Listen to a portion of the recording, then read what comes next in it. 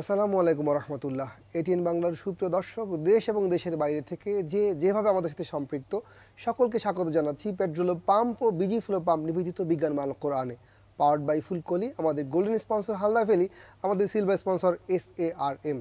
সুপ্রিয় দর্শক, মাহে রমাদান চলছে। আমরা আল্লাহ রাব্বুল আলামিনের আরও প্রিয় বান্দা হওয়ার জন্য বহুবিধ কাজে নিবেদিত রয়েছি, নিয়োজিত রয়েছি, ইবাদত করছি, তেলাওয়াত করছি, দান সাদাকা করছি এবং নিয়মিত সাহারি করছি, ইফতার করছি। কিন্তু আমরা কি এই সাহারি আর ইফতারে আমাদের যেই অঙ্গটি ব্যবহার করছি, আমাদেরকে বাঁচিয়ে রাখার জন্য, খাদ্য গ্রহণ করবার জন্য যেই পার্টটি, আল্লাহর একদম অনুপম একটা সৃষ্টিকে সবসময় ব্যবহার করছি, তার প্রতি কি কোনো ধরনের যত্ন নিচ্ছি? কথা বলছি দাঁত নিয়ে। আমরা স্বভাবতই বলে থাকি যে বাঙালি দাঁত থাকতে দাঁতের মর্যাদা বুঝে না। আমরা আসলে ব্যাপারটা এরকমই, যাকে নিয়ে যাকে দিয়ে আমাদের এই খাদ্য গ্রহণের প্রক্রিয়া, সুস্থ থাকার প্রক্রিয়া চলে। বেশিরভাগ ক্ষেত্রে আমরা তার দিকে খুব একটা মনোযোগ দিই না বলেই আমাদের মনে হয়েছে রামাদান একটা পর্ব দাঁত নিয়ে হতে পারে। কথা বলবার জন্য আমাদের সাথে রয়েছেন জগন্নাথ বিশ্ববিদ্যালয়ের ইসলামিক স্টাডিজ বিভাগের সহযোগী অধ্যাপক, তরুণ আলেমেদিন ডক্টর মোহাম্মদ রেজাউল হোসাইন। আসসালামু আলাইকুম ওয়া রাহমাতুল্লাহি ওয়া বারাকাতুহু। ওয়ালাইকুম আসসালাম ওয়া রাহমাতুল্লাহি ওয়া বারাকাতুহু। সুপ্রিয় দর্শক, আমাদের সাথে আরও রয়েছেন ডেন্টাল সার্জন ডক্টর জুবাইর বিন আতিক। আসসালামু আলাইকুম ওয়া রাহমাতুল্লাহি ওয়া বারাকাতুহু। ওয়ালাইকুম আসসালাম ওয়া রাহমাতুল্লাহ। আপনাদের দুজনকেই। আমাদের শরীরের অভ্যন্তরে অনেক গুরুত্বপূর্ণ একটি অঙ্গ, অনেকগুলো অঙ্গ আর কি, আমরা এটাকে একটা অঙ্গ নাও বলি, আল্লাহর যে দাঁত, এই নিয়ে আলোচনা। দুজনকে স্বাগত জানাচ্ছি। সুপ্রিয় দর্শক, যেমন বলছিলাম, আল্লাহ রাব্বুল আলামিন আমাদেরকে সৃষ্টি করেছেন, বিন্যস্ত করেছেন, সুষম করেছেন এবং যেই জায়গাতে যেই অঙ্গটি যেই পরিমাণে থাকা প্রয়োজন সেভাবে বিন্যস্ত করেছেন, সেভাবে দিয়েছেন। এবং আমরা চুল থেকে, চুলের ডগা থেকে নখের আগা পর্যন্ত যদি ভাবি, যেভাবে আল্লাহ দিয়েছেন সেভাবে না হলে কেমন হতো একবার যদি ভাবি, তাহলেই বুঝতে পারি যে আল্লাহর সৃষ্টি নৈপুণ্য আর নিয়ামতের কি বিশাল পরিধি আমাদেরকে ঘিরে। আমরা যেহেতু কথা বলছি দাঁত নিয়ে, শুরুতে আমরা দাঁতের অ্যানাটমি, দাঁতের গঠন, প্রক্রিয়া নিয়ে জানতে চাইবো ডক্টর জুবাইর বিন আতিক আপনার কাছে, যে আল্লাহ রাব্বুল আলামিন সৃষ্টি করলেন আমাদেরকে দাঁতের ভেতরের কি গঠন, কিভাবে হয়, কিভাবে থাকে, কিভাবে কাজ করে, টোটাল ব্যাপারটা যদি আমাদের একটু বলতেন আমরা খুশি হতাম। ধন্যবাদ। আমরা সবাই জানি যে দাঁত মানব দেহের খুব গুরুত্বপূর্ণ একটা অঙ্গ। দাঁতের গঠন যদি আমরা চিন্তা করি, সেখানে আমরা দেখতে পাই মুখের ভিতরে যেটুকু অংশ দেখা যায় সেটা আমরা ক্রাউন বা দাঁতের মুকুট বলি, এবং আরেকটা অংশ যেটা দাঁতের চোয়ালের মধ্যে থাকে, উপরে চোয়াল এবং নিচে চোয়ালের মধ্যে থাকে, সেটা রুট। আর একটা দাঁতকে যদি আমরা ঠিক মাঝ বরাবর দুভাগ করি, তাহলে সেখানে আমরা বেশ কয়েকটা দাঁতের গঠন দেখতে পাই। এর মধ্যে অন্যতম হলো উপরের যেই ভাগ, সেটা হলো এনামেল, যেটা মেনলি দাঁতের প্রোটেকশনের ক্ষেত্রে এবং বডির সবচেয়ে হার্ডেস্ট স্ট্রাকচার ওটা। এরপরে আমরা দেখতে পাই ডেন্টিন সাধারণত দাঁতের সেন্সিটিভিটি বা দাঁতের যেসব সেন্সেশন আসে সেসব সেন্সেশনগুলো এই ডেন্টিনের মাধ্যমে আমরা বুঝতে পারি। এরপরে দাঁতের যেই মেইন অংশ সেটা হলো দন্তমজ্জা বা দাঁতের পাল্প। এই পাল্পের ভিতরে থাকে রক্তনালী এবং স্নায়ু এবং বিভিন্ন ধরনের সেল, যার মাধ্যমে দাঁতটা জীবন্ত অবস্থায় থাকে। আর আমরা যদি ঠিক কন্টিনিউশন নিচের দিকে যাই, সেখানে দাঁতের যে মূল বা রুট থাকে, রুটের ভিতরে ডেন্টাল পাল্পের পরে ডেন্টিন, এরপরে যে বহিরাবরণ থাকে সেটা হলো সিমেন্টাম। এখানে একটা গুরুত্বপূর্ণ ইস্যু হলো যে দাঁতের যে মূলটা সেটা থাকে দাঁতের হাড়ের ভিতরে, যে আমাদের চোয়াল আছে, উপরের চোয়াল এবং নিচের চোয়াল। নিচের চোয়াল বা উপরের চোয়ালে যেখানেই থাকুক, এই দাঁতের যে দুইটার দাঁতের মধ্যে এবং বোনের মধ্যে বা হাড়ের মধ্যে যে কানেকশন থাকে, সেই দুইটা কানেকশনের মাঝখানে একটা সুন্দর ফাইবার, অনেকগুলো ফাইবার থাকে, যার মাধ্যমে একটা জয়েন্ট তৈরি করে, এবং এভাবেই দাঁতগুলা মুখের ভিতরে থাকে। এখানে একটা কথা বলে রাখি, দাঁত গঠন শুরু হয় মাতৃগর্ভে থাকা অবস্থায়, এবং আমরা 2 সেট দাঁত দেখতে পাই। বাচ্চা যখন ছোট থাকে 5-6 মাস বয়স থেকে শুরু করে 3.5 বছর বা 3 বছর বয়স পর্যন্ত দুধ দাঁত থাকে, এবং এই দুধ দাঁত সাধারণত 20টা হয়ে থাকে। এবং এখানে আমরা যদি আরেকটু ভালোভাবে দেখি, প্রত্যেকটা দাঁত একটার সাথে আর একটা সিমিলারিটি থাকে না। এক একটা দাঁত এক এক রকম এবং এক একটার কাজ এক এক রকম। এবং বয়স যখন বাড়ে, যখন কিশোরে পরিণত হয় মানুষের বয়স, তখন স্থায়ী দাঁতগুলো আসতে শুরু করে, এবং 25-26 বছর বয়স পর্যন্ত দাঁত আসতে থাকে। এখানে আমরা যেটা দেখতে পাই যে প্রত্যেকটা দাঁতের শেপ এবং কার্যক্রম আলাদা আলাদা, এবং এই কার্যক্রম যদি আমরা ভালোভাবে চিন্তা করি তাহলে দেখতে পারবো যে সামনের দাঁতগুলো ছেদন দাঁত হিসেবে, মাঝখানে কর্তন দাঁত আছে, এরপরে শেষের দিকে যেগুলো দিয়ে আমরা চিবিয়ে খাই সেগুলা পেষণ দাঁত হিসেবে আমরা দেখতে পাই। এবং এই দাঁতের সাথে আরেকটা জিনিস থাকে, সেটা হলো দাঁতের মাড়ি। এটা খুবই গুরুত্বপূর্ণ, কারণ আমরা প্রচুর রোগী পাই যাদের মাড়ি থেকে বিভিন্ন ধরনের প্রদাহ বা বিভিন্ন ধরনের সমস্যা আমরা দেখতে পাই। তো এই মাড়িটাও দাঁতের সাথে ওতপ্রোতভাবে জড়িত, যেটাকে আমরা সাধারণত পেরিডন্সিয়াম বলে আমাদের মেডিকেল ভাষায়। এই পেরিডন্সিয়াম যদি কখনো ক্ষতিগ্রস্ত হয়, সেখান থেকে এমনও হতে পারে যে সিস্টেমিক কোনো ডিজিজ হওয়ার সম্ভাবনা থাকে, হার্টের সমস্যা, মস্তিষ্কের সমস্যা বা অন্যান্য জায়গায় এখান থেকে রোগ ছড়াতে পারে। এরকমও দেখা যায় যে যাদের ডায়াবেটিস আছে তাদের সবার আগে মাড়ি প্রদাহ বেশি হয় এবং হাড়ের সমস্যা হতে পারে।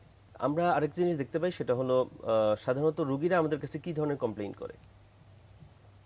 বাচ্চাদের বর্তমানে আমরা প্রচুর বাচ্চা রোগী পাচ্ছি, যে সকল বাচ্চা রোগীরা মায়েরা বাবারা আমাদের কাছে কমপ্লেইন করে যে বাচ্চার দাঁত নষ্ট হয়ে গেছে খুব দ্রুত। এটার মানে আমরা যদি কারণের দিকে যাই তাহলে দেখব যে খাদ্য অভ্যাস, বিশেষ করে বাচ্চারা প্রচুর পরিমাণে সুগার জাতীয় খাবার বা ফাস্টফুড, যেগুলো জাঙ্ক ফুড হিসেবে আমরা চিনি, ইভেন আমরা এখনও দেখতে পাই যে বিভিন্ন ধরনের আইসক্রিম, চকলেট, ইভেন আরেকটা জিনিস আছে সেটা হলো সফট ড্রিঙ্কসগুলো নিচ্ছে বাচ্চারা। এই কারণেই দেখা যায় এখন ছোট ছোট বাচ্চা, বিশেষ করে 5-6 বছর বা আরও কম বছর বয়সের বাচ্চাদেরও দাঁত নষ্ট হয়ে যাচ্ছে। বাবা মায়েরা কিছুটা সচেতন, কিন্তু পুরা আমরা যদি সব দিকে চিন্তা করি অনেক বাবা মায়েরা এখনও সচেতন হয়নি। এটার মূল কারণটা হলো যে আমরা মনে করি যে এই দাঁতগুলো পড়ে যাবে, সো আমরা এখন এগুলা ঠিক করার দরকার নেই। এই কারণে দেখা যায় যে একটা বাচ্চা সঠিকভাবে গড়ে উঠছে না, কারণ যদি কোনো বাচ্চার দাঁত যদি অসুস্থ থাকে, দাঁত যদি গর্ত হয়ে থাকে, তাহলে সে সুন্দরভাবে খাবারগুলো চিবিয়ে খেতে পারবে না। সে সবসময় এক ধরনের মানে মানসিক অস্থিরতার মধ্যে থাকবে। ভালো মতো যদি চিবিয়ে না খায় তাহলে তার হজমও গন্ডগোল হবে এবং সে নিউট্রিশনটা সঠিকভাবে পাবে না। এটা একটা বড় ধরনের সমস্যা। এই কারণে আমি সচেতন বাবা মাদেরকে বলবো, বাচ্চার দাঁতের যে কোনো সমস্যা হবে আমরা অবশ্যই দাঁতের ডাক্তার, রেজিস্টার্ড ডাক্তারের কাছে যাব, যে সেই চিকিৎসাগুলো নিয়ে নিব। হ্যাঁ, দাঁত পড়ে যাবে ঠিক আছে, কিন্তু একটা নির্দিষ্ট সময় পর্যন্ত অবশ্যই দাঁত থাকবে এবং সেই নির্দিষ্ট সময় পর্যন্ত দাঁত ধরে রাখা আমাদের জন্য জরুরি। কারণ চোয়ালের গঠন এবং দাঁতের যেই অবস্থান, এটা একটার সাথে একটা ওতপ্রোতভাবে জড়িত। বয়স যখন 5-6 মাস তখন দাঁত আসা শুরু হয়, কিন্তু আমরা দেখি বাচ্চা যখন আস্তে আস্তে বড় হচ্ছে, চোয়ালের গঠন বড় হচ্ছে, মুখটা বড় হচ্ছে, তাহলে ওই ছোট দাঁতগুলা সেই মুখে ফিট হবে না। তো এই কারণে আল্লাহ পাক ওই ছোট দাঁতগুলার পরবর্তীতে স্থায়ী দাঁত হিসেবে একটু বড় বড় দাঁত দেন এবং সেই দাঁতগুলা পর্যায়ক্রমে একটার পর একটা আসতে থাকে। আপনার কাছে শুনলাম যে দাঁতের সাথে হার্টের রোগের একটা প্রবলেম মাঝে মধ্যে হতে পারে, কিন্তু আমরা একটা জিনিস শুনে থাকি আক্কেল দাঁত বলে একটা বিষয় আছে, এটা কি আক্কেলের কোনো সম্পর্ক আছে? হ্যাঁ, আক্কেল দাঁত বলতে আসলে কারণ যখন দাঁতটা আসে তখন আমাদের আসলে জ্ঞান বুদ্ধি ওরকমভাবে ডেভেলপ করে, তো এই কারণেই বাঙালি তো আমরা সেই কারণে উইজডম টিথ এবং আক্কেল দাঁতের একটা সম্পর্ক তৈরি করে দিই। এটা সত্য যে ওই সময়টাতে আক্কেল দাঁতের সময়, এবং আক্কেল দাঁতের সমস্যা অনেক বেশি হচ্ছে বর্তমানে, কারণ আমাদের খাদ্যাভ্যাস পরিবর্তন হওয়ার কারণে আমরা যেহেতু এখন চিবিয়ে খাওয়ারটা একটু কম খাচ্ছি, বিশেষ করে নরম খাবার সেগুলো আমরা বেশি গ্রহণ করতেছি। এই কারণে দেখা যাচ্ছে আমাদের চোয়ালের ব্যবহারটা কমে গেছে। তো চোয়াল যদি ব্যবহার কমে যায় তাহলে ওই দাঁতগুলা আসার সুযোগটা কমে যায়। এটা আমরা বিভিন্ন গবেষণা দেখতে পেয়েছি যে চোয়ালের ব্যবহার কমে যাওয়ার কারণে পিছনের দাঁতগুলো সঠিকভাবে আসতেছে না, বা আসলেও সেটা অর্ধেক আসতেছে, এবং বিশেষ করে যে সমস্যাটা হয় সেটা হলো ইমপ্যাক্টেড, দ্যাট মিনস দাঁতটা বাঁকা হয়ে উঠতেছে, সোজা হয়ে উঠতেছে না, যেভাবে তার মানে অবস্থান থাকার কথা সেই জায়গা পর্যন্ত আসতে পারছে না। এই যদি এভাবে না আসতে পারে তাহলে ওই জায়গায় একটা পটেনশিয়াল স্পেস তৈরি হয়, খাবারটা জমে থাকে, আমরা ক্লিন করতে পারি না। ক্লিন করতে না পারার কারণেও ওই জায়গায় পাশের যে দাঁতগুলো সেগুলো নষ্ট হচ্ছে। আরেকটা বিষয় থাকে, অনেক সময় ওঠার সময় যদি বাঁকা হয়ে ওঠে তাহলে দেখা যায় যে ওই দাঁতগুলো পাশের দাঁতগুলোকে অনেক বেশি প্রেশার ক্রিয়েট করতেছে, এবং এই কারণেই অনেক বেশি পেইন হওয়ার সম্ভাবনা থাকে, এবং ওই পাশে মাড়িগুলা প্রচুর ফুলে যায়। ইনফ্যাক্ট এখান থেকেও বড় ধরনের ইনফেকশন হওয়ার সম্ভাবনা থাকে, গাল ফুলে যেতে পারে, এবং একটা মেডিকেল টার্ম আছে যেটাকে আমরা অনেকে দেখা যায় যে শ্বাস বন্ধ হয়ে যাচ্ছে। এই গাল ফুলে যে শ্বাসের উপরে অনেক বেশি প্রেশার পড়ে যাওয়ার কারণেই ওই জায়গায় একটা ইমার্জেন্সি কন্ডিশন তৈরি হয়। তো এই সকল সমস্যাগুলো থেকে যদি আমরা বাঁচতে চাই তাহলে সবচেয়ে ইম্পর্টেন্ট হলো আমরা বছরে অন্তত 2 বার রেজিস্টার্ড ডাক্তারের কাছে যাব, ডেন্টাল চেক আপ করাবো। যে কোনো সমস্যা আমরা যদি প্রাথমিক অবস্থায় পাই সেটা অবশ্যই আমরা প্রতিকার নিয়ে আরো পরে শুনবো ডক্টর জুবাইর বিন আতিক। সুপ্রিয় দর্শক, আমরা দাঁতের ছোট্ট একটা জগতে যে কথাবার্তা শুনলাম, শুধু এটা দাঁতের ব্যাপার না, তার সাথে আমাদের পুরো স্বাস্থ্য জড়িত। এবং আমরা যদি দাঁতের সঠিক মাত্রায় যত্ন না নিতে পারি এবং দাঁতকে সঠিকভাবে বেরো ওঠার পরিবেশ না করে দিতে পারি, সেটা আমার জীবন সংশয়ের কারণ হতে পারে। এমন একটা ঘটনা আমরা শুনলাম। তার মানে হলো আমরা খাদ্যাভ্যাসে পরিবর্তন আনবো। খাদ্যাভ্যাস পরিবর্তন না আনলে আমাদের মাড়ির ভেতরের দাঁতগুলো ঠিকঠাক মতো আসতে পারবে না, আমরা ক্রমাগত বিপদে পড়তে থাকবো। আমরা এই নিয়ে আরো কথা নিশ্চয়ই শুনবো। তার আগে প্রিয় দর্শক, ছোট্ট একটা বিরতিতে যেতে চাই, আমাদের সঙ্গেই থাকুন, ফিরছি শিগগির ইনশাআল্লাহ। সুপ্রিয় দর্শক, বিরতির পর ফিরে এলাম পেট্রোল পাম্প ও বিজি ফ্লো পাম্প নিবেদিত বিজ্ঞান মাল কোরআনে, পাওয়ার্ড বাই ফুলকলি। আমাদের golden sponsor Halda valley, silver sponsor SARM। আমরা শুনছিলাম আমাদের মুখ গহ্বরের দাঁত নিয়ে কথা, যেই দাঁত আমাদেরকে বড় করে, ছোট করে, এবং ছোট সময় থেকে যে দাঁত আমরা এটাও শুনলাম যে আল্লাহ রাব্বুল আলামিনের সুনিপুণ সৃষ্টিশীলের অংশ, যেহেতু দাঁত নিজে নিজে বড় হয় না, সেই জন্য তিনি ছোট সময় এক সেট দাঁত আমাদেরকে দিয়ে থাকেন, আবার বড় হওয়ার পর আমরা একটা বড় সেট দাঁত পেয়ে থাকি। আল্লাহ রাব্বুল আলামিনের প্রতি অশেষ কৃতজ্ঞতা, সীমাহীন ভালোবাসা, শ্রদ্ধা, ইবাদতে আমাদের নিরত হওয়ার আরেকটা উপকরণ আমরা এখান থেকে নিতে পারি। আমরা আল কোরআনের কাছে ফিরে যেতে চাই আল হাদিসের কাছে। ডক্টর রেজাউল হোসেন, আপনার কাছে কি বলছেন আল্লাহ রাব্বুল আলামিন তার এই যে একটা উপহার আমাদের সবার জন্য, বিশাল বড় উপহার, কি বলছেন এই ব্যাপারে আল কোরআন আল হাদিস? আল্লাহ তাআলা শুকর, আলহামদুলিল্লাহ, ওয়াসসালাতু ওয়াসসালামু আলা রাসূলিল্লাহ ওয়া বাদ। এই যে আল্লাহ শুকরিয়া আদায় করলাম, আমার যদি দাঁত ঠিকমতো না থাকতো তাহলে ঠিকমতো উচ্চারণটি আসতো না, আপনি শুনতে অসুবিধার সৃষ্টি হতো। এই যে সুন্দর করে আপনি হাসছেন, তাবাসসুম, নবী সাল্লাল্লাহু আলাইহি ওয়াসাল্লাম হাসতেন, মুচকি হাসতেন। এই যে হাসির মধ্যে যে দাঁত একটা ভূমিকা রাখে, যদি দাঁত যদি না থাকতো তাহলে কিন্তু হাসিটাও সুন্দর লাগে না। তাহলে আল্লাহ তাআলা এই যে আমাদেরকে সুনিপুণভাবে সুন্দরভাবে সৃষ্টি করেছেন, এর মধ্যে দাঁত যদি না থাকতো তাহলে এই সৌন্দর্যটা প্রকাশ পেত না। লাকাদ খালাকনাল ইনসানা ফি আহসানি তাকওয়িম। এই সুন্দর করে আল্লাহ সৃষ্টি করেছে, আকৃতির মধ্যে দাঁত নেই, তাহলে আমরা একটু কল্পনা করে দেখি তো। যেমন আমার দাদির দাঁত ছিল না একটিও, তখন তার কথা বলতে আমরা বুঝতে পারতাম না, অসুবিধা হতো, চেহারাটা স্ট্রাকচারটা আরেক রকম হয়ে যেত। তা আল্লাহ তাআলা এই যে সৃষ্টির যে আমাদের একটা সৌন্দর্যতা দিলেন, একটা অ্যাস্থেটিক বিউটি দিলেন, আল্লাহ তাআলার শুকর আদায় করতে হয়। এবং এটার কতটা গুরুত্ব দেখুন, এই যে আমরা অনেকে এটাকে গুরুত্ব দিই না, যে ডক্টর জোবায়ের যেটা বারবার বললেন যে দাঁতের আসলে যে একটা গুরুত্ব, আলাদা একটা টেক কেয়ার, যত্ন, এটা দেই না আমরা। অথচ দাঁতের গুরুত্বের ব্যাপারে একটুখানি বলি, দেখেন কোরআন আল্লাহ তাআলা কিসাসের ক্ষেত্রে দাঁতের কথা বলছেন, এটা বিস্ময়কর ব্যাপার। আল্লাহ তাআলা কোরআনে একটি বলেছে সূরা আল মায়েদার 45 নম্বর আয়াতে, এখানে স্পষ্ট করে বলেছেন ওয়া কাতাবনা আলাইহিম ফিহা আন্নান নাফসা বিন নাফস, এরপরে যে বলেছেন ওয়া সিন্না বিসসিন, যে দাঁত কেউ যদি কেউ ভেঙে ফেলে, তুলে ফেলে, তার পরিবর্তে তারও একটা দাঁত ফেলে দাও। এর মানে কতটা গুরুত্বপূর্ণ, এটা কত গুরুত্বপূর্ণ একটা অর্গান, যে এইটার শাস্তি এটা তুলে ফেলা হোক। এরকম একজনের দাঁত ভেঙে ফেলা হলো, মোকদ্দমা নবী সাল্লাল্লাহু আলাইহি ওয়াসাল্লামের কাছে উপস্থিত হলো যে বিচার কি হবে। নবী সাল্লাল্লাহু আলাইহি ওয়াসাল্লাম দাঁত তুলে ফেলো। এক সাহাবী বললেন যে ইয়া রাসূলুল্লাহ, এটা না করলে হয় না? বলছে না, এটাই কিসাস, এটা করতে হবে তাকে। তাহলে দেখুন এটার কতটা, এই হাদিসটি কিন্তু বিশুদ্ধ বর্ণনা এসেছে।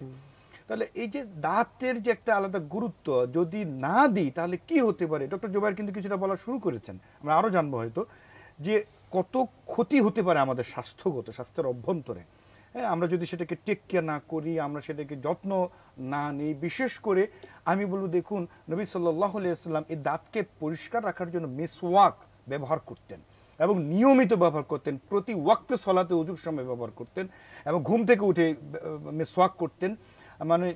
মানে সারা দিনের দৈনন্দিন জীবনের একটা গুরুত্বপূর্ণ সময় কিন্তু দাঁত পরিষ্কারের নবী সাল্লাল্লাহু আলাইহি ওয়াসাল্লাম সময় দিতেন। এবং মেসওয়াকের ব্যাপারে আল্লাহ নবী সাল্লাল্লাহু আলাইহি ওয়াসাল্লাম এই পরিষ্কারের ব্যাপারে স্পষ্টভাবে হাদিসে বর্ণনা এসেছে।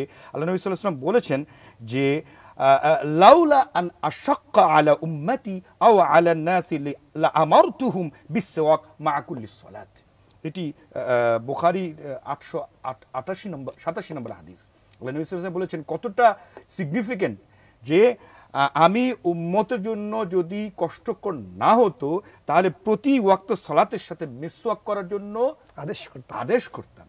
এর মানে কতটা গুরুত্ব, মানে এটা ফরজের কাছাকাছি চলে যাচ্ছিল, কিন্তু কষ্ট হবে দেখে আল্লাহ তাআলা আদেশ এভাবে আসেনি, নবী সাল্লাল্লাহু আলাইহি ওয়াসাল্লাম এরকমটা করেননি।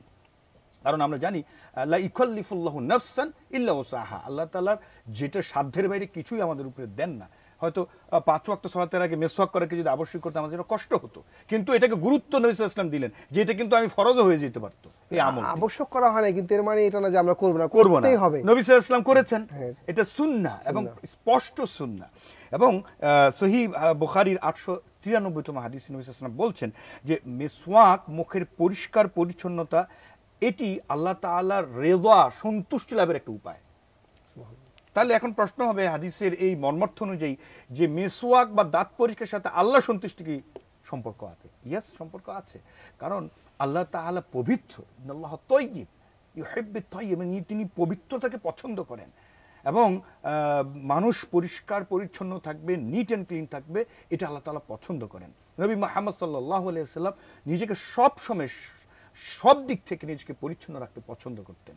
শুধু দাঁত কেন, পুরো শারীরিক অবকাঠামো সব দিক থেকে একেবারে রুচিশীল জীবনযাপন তিনি পছন্দ করতেন।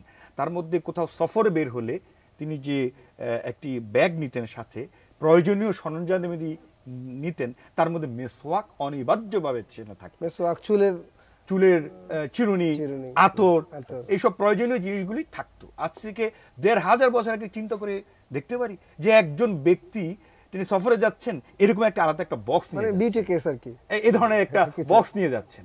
সুবহানাল্লাহ। তাহলে কতটা রুচিশীল ছিলেন নবী মুহাম্মদ সাল্লাল্লাহু আলাইহি ওয়াসাল্লাম। তার মধ্যে মেসওয়াক থাকতো, ম্যান্ডেটরি থাকতো। এবং এই মেসওয়াকের আল্লামা ইবনে হাজার আসকালানী রাহিমাহুল্লাহ তিনি মেসওয়াকের একটি অধ্যায় বর্ণনা করেছেন, তার মধ্যে 20টি উপকারিতার কথা বলছেন। তার মধ্যে সব বলা যাচ্ছে না, আমি কয়েকটি বলি।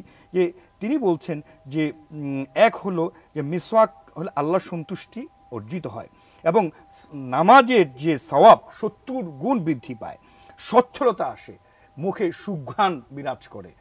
এটা কিন্তু খুব ইম্পর্টেন্ট। কারণ দেখুন, এই যে মুখে যদি দুর্গন্ধ থাকে, ব্যাড স্মেল থাকে, এতে আশেপাশে যারা থাকে তারা কিন্তু অস্বস্তির মধ্যে পড়ে আনফরচুনেটলি।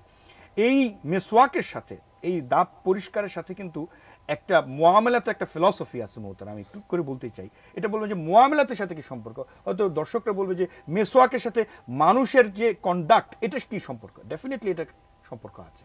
যখন আমি আমার যদি মুখের মধ্যে যদি কোনো অসুস্থতা থাকে, দাঁতজনিত কোনো রোগ থাকে, দুর্গন্ধ থাকে, তাহলে এটি কিন্তু মানুষের মধ্যে ছড়াতে পারে এবং দুর্গন্ধটা ছড়াতে পারে। দেখা যাবে যে মানুষ অস্বস্তি হচ্ছে, বিব্রত হচ্ছে।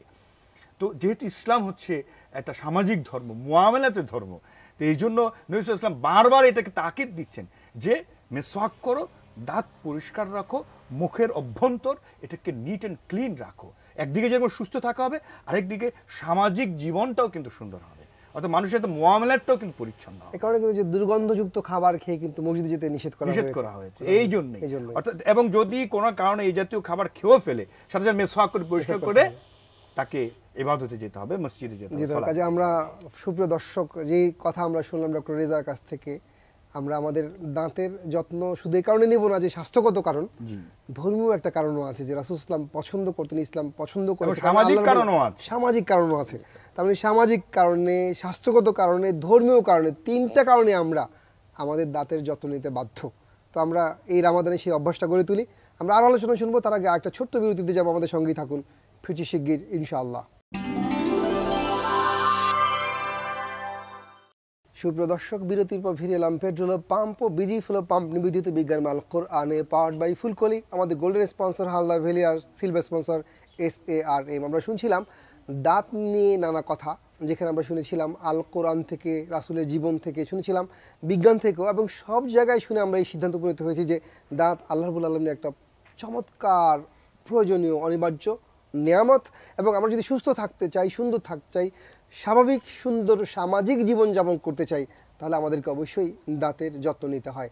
দাঁতের যত্ন না নেওয়ার পরিপ্রেক্ষিতে আমরা নানাবিধ অসুখ বিসুখে আক্রান্ত হতে পারি, তারও ব্যবস্থা অবশ্যই রয়েছে। আমরা যাবো ডক্টর জুবায়ের, আপনার কাছে জানতে চাইবো যে আমরা দাঁতের রোগে আক্রান্ত হতে পারি, এবং এই যে রামাদান চলছে, এই সময় আক্রান্ত হতে পারি, যত্ন কী হবে, ট্রিটমেন্ট কী হবে, কীভাবে আমরা টোটাল ব্যাপারকে কন্টিনিউ করব, আপনার মানে ডাক্তারের দৃষ্টিকোণ থেকে আমাদের একটু জানান। রমজানে আমরা অনেক সময় ধরে না খাওয়া অবস্থায় থাকি, ফলে আমাদের যে মুখের লালা নিঃসৃত যেটা হয় স্বাভাবিকভাবে, সেটা নিঃসৃত কমে যায়। এবং পাশাপাশি পানি আমরা কম খাই, পানি একেবারেই খাওয়া হয় না। এবং পুরা রমজানে দেখা যায় আমরা পানি এমনিতেই কম নিচ্ছি। সো ওই কারণেও আমাদের মুখে দুর্গন্ধ হওয়ার সম্ভাবনা থাকে।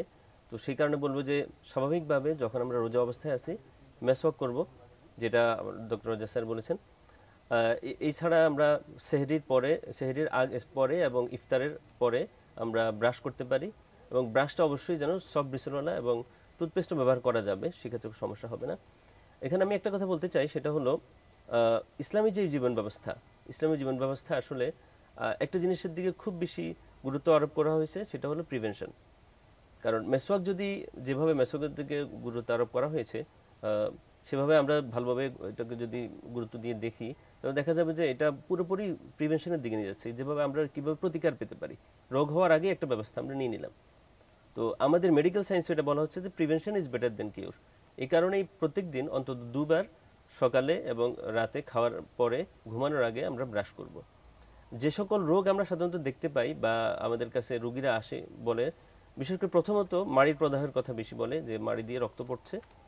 এইটার মেইন কারণটা হলো যদি কোনো কারণে আমরা দাঁতের সঠিক পরিচর্যা না করি, তাহলে দাঁতের মাড়ি ফুলে যেতে পারে, দাঁতের মাড়িতে এক ধরনের প্লাক বা টার্টার যেটা জমে যেতে পারে, এবং সেটার কারণেই মাড়িটা আস্তে আস্তে নিচের দিকে নেমে যায় এবং মাড়িতে প্রদাহের সৃষ্টি হয়। আমরা এটাও জানি যে মুখে প্রায় 7000 রকমের ব্যাকটেরিয়া থাকে নর্মালি। যদি আমরা মুখের এনভায়রনমেন্টটাকে যদি সুন্দর রাখতে না পারি, পরিষ্কার না রাখতে পারি, তাহলে ওই ব্যাকটেরিয়াগুলোই আমাদের মুখের এবং বিভিন্ন অংশের ক্ষতি করতে পারে। এবং যদি এরকম হয় যে প্লাক জমে গেছে এবং এই প্লাক জমা থেকেও দাঁতের ক্যারিজ হতে পারে, তো ক্যারিজ হয়ে গেলে সাধারণত প্রথম অবস্থায় আমরা একটু শিরশির অনুভব করি অথবা খাওয়ার আটকে গেছে একটু অসুস্থ অনুভব করি। এই অবস্থায় যদি কেউ আসতে চান, তাহলে এই অবস্থায় যদি ডাক্তারের কাছে আসেন, সেক্ষেত্রে আমরা ফিলিং বা জাতীয় ব্যবস্থা নিই যাতে করে স্বাভাবিক অবস্থা আবার ফিরে আসে। অনেক ধন্যবাদ ডক্টর জুবায়ের। সুপ্রিয় দর্শক, আসলে আমরা দাঁতের যত্নটাই নিব। আসলে উনি যেরকম বলেছেন যে আমরা প্রতিকার এরকম একটা ব্যবস্থা নিব যেন আমাদের ডাক্তারের কাছে কম যেতে হয়, এবং যদি যেতে হয় আমরা যেন ডাক্তারের কাছেই যাই। কারণ আমরা চারপাশে অনেক লোক দেখেছি তারা ডাক্তারের কাছে না যে হাতুড়ি ডাক্তারের কাছে যান এবং একটা ভয়ঙ্কর মুখগহ্বরের নানা ধরনের ইনফেকশন নিয়ে পরে আরও বেশি জটিল অবস্থা তৈরি হয়, যাকে আর মানে তখন আর মিনিমাইজ করবার বা কিউর করার কোনো সুযোগ থাকে না, ক্যান্সারও হতে পারে। তো সেই জন্য আমরা সাবধান থাকি। একটু আল কোরআনের কাছে যাই ডক্টর, আপনার মাধ্যমে যে দাঁতের এই যে যত্নের কথা আমরা বলছি, আল হাদিস থেকে রাসূলের জীবন থেকে আমরা একটু শুনতে চাই। জি, আমরা তো মেসওয়াকের কথা শুনলাম। এখানে একটা বিষয় উল্লেখযোগ্য, আসলে মেসওয়াকটা কি এটা একটু প্রিয় দর্শকদের আপনাদের আমাদের ক্লিয়ার হওয়া দরকার। মেসওয়াক বলতে আমরা যে গাছের যে বাকল যেটা ব্যবহার করার কথা হাদিসও পাই। এখন প্রশ্ন হচ্ছে যে নবী সাল্লাল্লাহু আলাইহি ওয়াসাল্লামের সময় তো ব্রাশ আবিষ্কৃত হয়নি, এই জাতীয় প্রোডাক্ট তো তখনও আসেনি বাজারে।